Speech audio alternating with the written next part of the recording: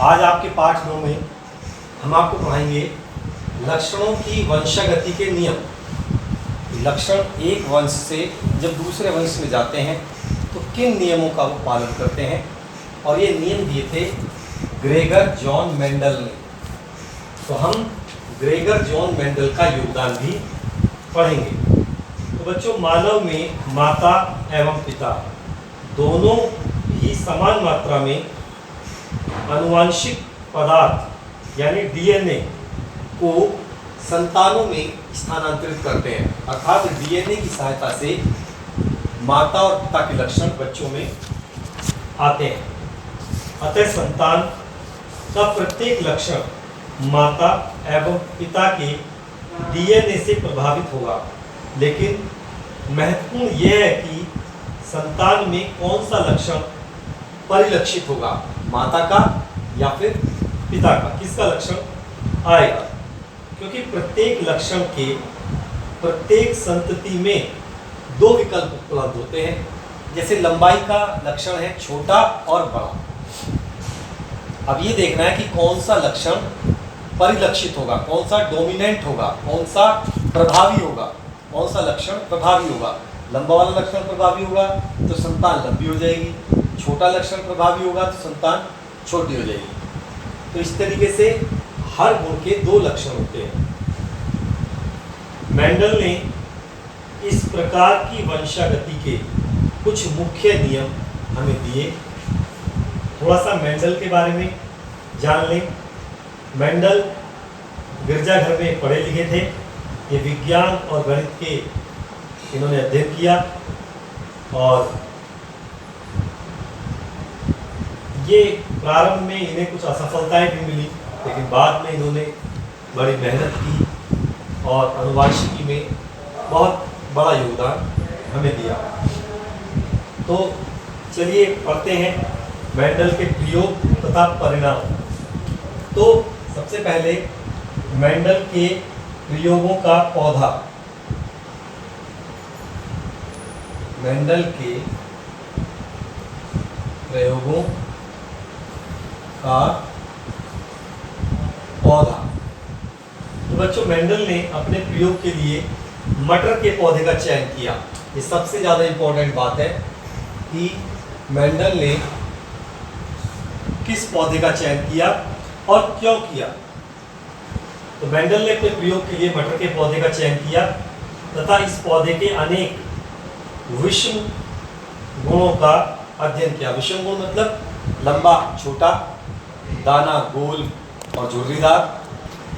तो बच्चों, इसीलिए उन्होंने मटर के पौधे को लिया, क्योंकि मटर का पौधा एक तो एक वर्षीय पौधा है, ये जल्दी बड़ा हो जाता है, जल्दी मैच्योर हो जाता है, ठीक है ना। और इसमें जो गुण है वो स्पष्ट रूप से दिखाई भी देते हैं। तो बच्चों, मेंडल ने मटर के पौधे के विषम गुणों का अध्ययन किया। मेंडल ने 7 विषम गुणों का अध्ययन किया। जैसे बीज की आकृति वो गोल होती है और झुर्रीदार होती है। बीज का रंग पीला और हरा होता है। बीज कवच का रंग लाल और श्वेत होता है। फली की आकृति फूली हुई पिचकी हुई। फली का रंग या तो हरा होगा या पीला होगा। पुष्प की स्थिति, पुष्प की जो स्थिति है वो कक्षस्थ होगी या अग्रस्थ होगी। पौधे की लंबाई, या तो पौधा लंबा होगा या फिर छोटा होगा।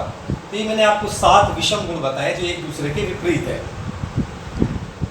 मेंडल ने अपने प्रयोग के लिए मटर के पौधे का चयन इसलिए किया क्योंकि इस पौधे को कम समय में उगाया जा सकता है तथा इसमें स्वपरागण के फलस्वरूप अनेक बीज उत्पन्न करने की क्षमता है। मटर में विभिन्न विपरीत लक्षणों वाली प्रजातियां आसानी से उपलब्ध हो जाती हैं तथा ये विभिन्न पर्यावरणीय परिस्थितियों में समान प्रजनन करने की क्षमता रखते हैं। तो ये बहुत इंपॉर्टेंट बातें मैंने आपको बताई हैं। एक बार फिर बता देता हूँ कि उसने मटर के पौधे का चयन क्यों किया। क्योंकि इस पौधे को कम समय में उगाया जा सकता है तथा इसमें स्वपरागण के फलस्वरूप अनेक बीज उत्पन्न करने की क्षमता है। मटर में विभिन्न विपरीत लक्षणों वाली प्रजातियां आसानी से उपलब्ध हो जाती हैं तथा ये विभिन्न पर्यावरणीय परिस्थितियों में भी समान प्रजनन करने की क्षमता रखते हैं। अब आते हैं मेंडल के नियम। ये जो नियम हमने पहले डाला था, अब यही नियम पढ़ेंगे। पहला है, या नियमों को पढ़ने से पहले हम कुछ बातें जानना चाहते हैं। जिन शब्दों का हम प्रयोग करेंगे उन्हें हम पढ़ना चाहते हैं। जैसे संकर, ये संकर क्या है? जब तुलनात्मक लक्षणों वाले नर और मादा के बीच निषेचन कराया जाता है तो उनसे उत्पन्न संतानें संकर कहलाती हैं। मटर के पौधे में जैसे एक लंबा है और एक छोटा है।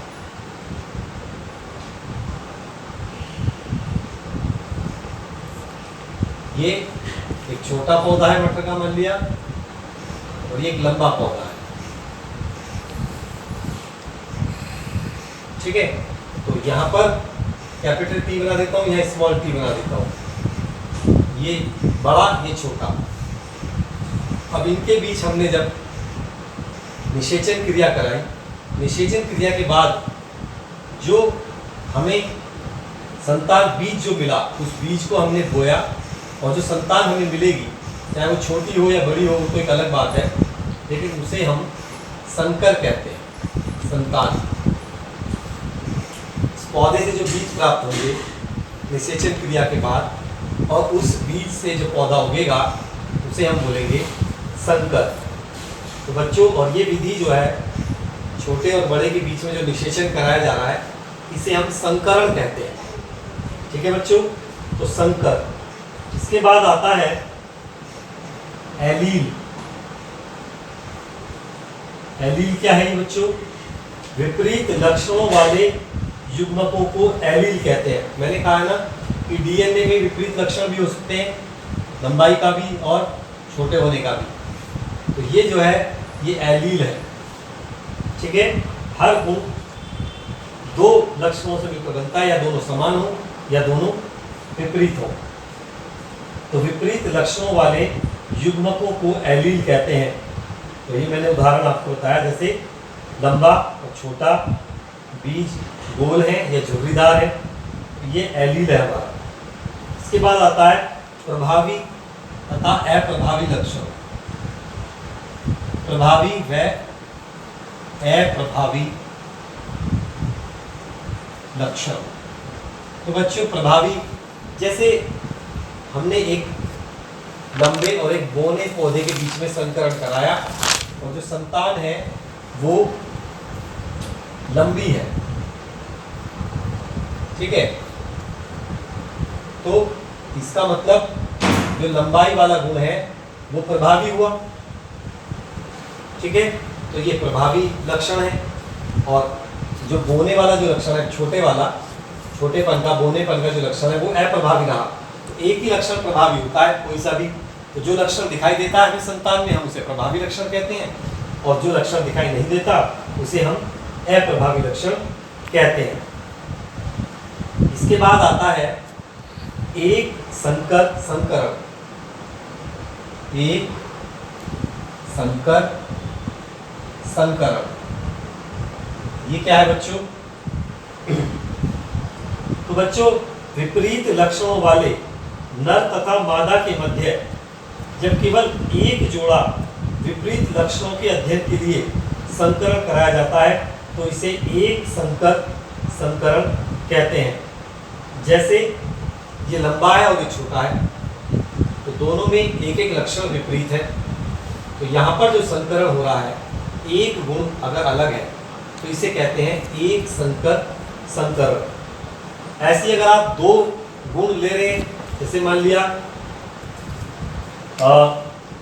पुष्प जो है लाल है और सफ़ेद है, अगर हमने रेड पुष्प और वाइट पुष्प दो लक्षणों का हम अध्ययन कर रहे हैं, दोनों अलग अलग लक्षण हैं, इसका फूल रेड होगा, लाल होगा, इसका फूल सफ़ेद होगा, ये लंबा है और ये छोटा है। तो दो लक्षणों वाले, दो विपरीत लक्षणों वाले पौधे के बीच अगर हम संकरण करा रहे हैं तो उसे हम कहते हैं द्विसंकर संकरण। ठीक है, और अगर बहुत सारे लक्षण अलग अलग हैं और उनका अध्ययन हम कर रहे हैं तो इसे कहते हैं हम बहुसंकर संकरण। इसके बाद आता है संकर पूर्वज संकरण। संकर पूर्वज संकरण। ये क्या है बच्चों? तो बच्चों ऐसा संकरण जो पहली पीढ़ी के किसी भी संतान का संकरण उसके प्रभावी जनक के साथ कराया जाता है, इसे संकर पूर्वज संकरण क्या है सुनिए। जब प्रथम पीढ़ी की संतति का संकरण उसके किसी एक जनक से कराया जाए, जैसे ये प्रथम पीढ़ी थी, इन दोनों के संकरण से जो बीज बना और इससे जो पौधा बना, ये प्रथम पीढ़ी है। और प्रथम पीढ़ी का अगर संकरण हम उसके माता या पिता के साथ कराते हैं, ये F1 पीढ़ी कहलाती है, पहली पीढ़ी, फर्स्ट जनरेशन।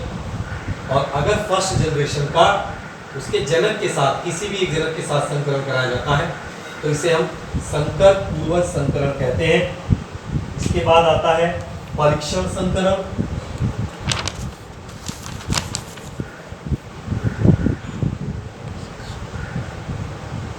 ये क्या है परीक्षण संकरण? तो बच्चों ऐसा संकरण जो पहली पीढ़ी के किसी भी संतान का संकरण उसके अप्रभावी जनक के साथ कराया जाता है। जैसे ये लंबा था, ये भी F1 पीढ़ी है, अब ये लंबा है और इसमें लंबाई का हमने छोटे और लंबे के बीच संकरण कराया था, तो लंबाई का गुण प्रभावी रहा था। तो अगर मैं इसका अप्रभावी वाले लक्षण के साथ संकरण कराता हूँ, इस प्रभावी लक्षण और अप्रभावी लक्षण पहली वाली पीढ़ी के अप्रभावी लक्षण वाले के साथ अगर संकरण कराऊंगा, तो इसे कहेंगे हम परीक्षण संकरण। अब आता है समयुग्मनज, ये भी इंपॉर्टेंट है। समयुग्मनज,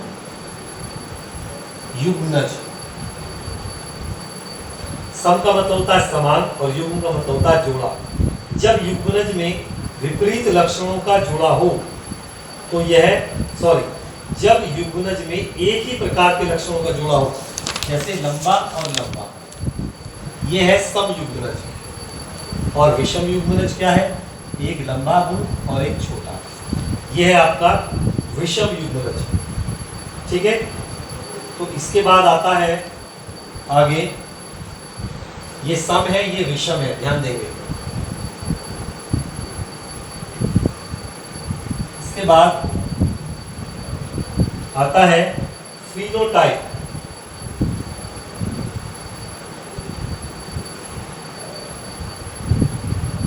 ये क्या है फिनोटाइप? किसी जीव के बाह्य लक्षणों को फिनोटाइप तथा जीव की जीनी संरचना को जीनोटाइप। जो बाह्य लक्षण है वो फिनोटाइप है, बाह्य लक्षण लंबा, तो जो दिखाई देते हैं हमें, और जो आंतरिक लक्षण है जो जीन में होते हैं उन्हें हम जीनोटाइप कहते हैं। जीनोटाइप जो जीन में है जो लक्षण। ठीक है, इसके बाद ये जो मैंने आपको पॉइंट समझाए हैं, इन्हें बहुत अच्छे से आप समझ लें। कोई अगर नहीं समझ में आया है तो आप मुझसे पूछ सकते हैं लिखकर या माइक में बोलकर। और इन सभी लक्षणों को या इन सभी पॉइंट जो मैंने समझाए हैं, इन्हें अच्छे से याद कर लीजिए। फिर कल मैं आपको वही नियम जो मेंडल ने दिए थे वो पढ़ाऊँगा इन शब्दों की सहायता से, तो इन्हें अच्छे से समझ लें फिर, ताकि आपको नियम अच्छे समझ में आएंगे। तो नमस्कार, धन्यवाद।